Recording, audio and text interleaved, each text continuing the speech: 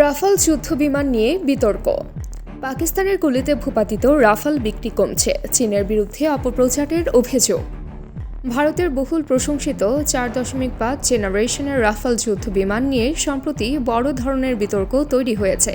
ফরাসি নির্মিত রাফালকে ভারতের বিমান বাহিনীর অন্যতম গেম চেঞ্জার হিসেবে বিবেচনা করা হলেও পাকিস্তানের সাথে সাম্প্রতিক সংঘাতে 3টি রাফাল জেট ভূপাতিত হওয়ায় সেই গর্ব এখন ধূলিসাৎ হতে বসেছে।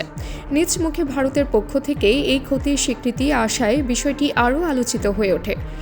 এই ঘটনার পরপরই রাফালের নির্মাতা ফরাসি প্রতিষ্ঠান ডাসসাল্ট অ্যাভিয়েশনের শেয়ারে ব্যাপক পতন লক্ষ্য করা যায়। বিপরীতে চীনের তৈরি জে-10সি যুদ্ধবিমানের জনপ্রিয়তা বাড়তে শুরু করে। এমন প্রেক্ষাপটে উঠে আসে নতুন অভিযোগ। এই বিতর্ক ও তথ্য যুদ্ধে চীন সরাসরি সম্পৃক্ত। বিশ্বস্ত সূত্রে প্রকাশিত এপিএর এক প্রতিবেদনে দাবি করা হয়, চীনা দূতাবাসগুলো রাফাল যুদ্ধবিমান নিয়ে গুজব ছড়াচ্ছে। ফ্রান্সের এক গোপন সামরিক কর্মকর্তার বরাতে বলা হয়, চীন ইচ্ছাকৃতভাবে রাফালের দুর্বলতা নিয়ে ভুল তথ্য ছড়াচ্ছে, যাতে রাফালের বিশ্বব্যাপী বিক্রি হ্রাস পায় এবং তার জায়গায় চীনা যুদ্ধবিমানগুলো বাজারে আধিপত্য বিস্তার করতে পারে। প্রতিবেদনটিতে বলা হয়, ভারত পাকিস্তান সংঘাতের পর সামাজিক যোগাযোগ মাধ্যমে ছড়িয়ে পড়ে রাফালের বিধ্বস্ত ছবি, যেগুলো চীনের কৃত্রিম বুদ্ধিমত্তা ব্যবহার করে তৈরি করা হয়েছে। এই ছবি ও ভিডিওর প্রামাণ্যতা নিয়ে প্রশ্ন তুলে ফরাসি গবেষকরা জানান, এগুলোর অনেকগুলোই বিকৃত এবং বিভ্রান্তিকর। পাশাপাশি অভিযোগ রয়েছে যে হাজার হাজার ফেক অ্যাকাউন্ট খুলে এসব অপপ্রচার চালানো হয়েছে, যদিও সরাসরি চীনা সরকারের সংশ্লিষ্টতার কোনো প্রমাণ পাওয়া যায়নি। চীন অবশ্যই এই অভিযোগ সম্পূর্ণ অস্বীকার করেছে। বেইজিংয়ের দাবি, তারা সবসময় সামরিক রপ্তানিতে দায়িত্বশীল আচরণ করে এসেছে এবং বৈশ্বিক শান্তি ও স্থিতিশীলতা রক্ষায় গঠনমূলক ভূমিকা রেখে চলেছে।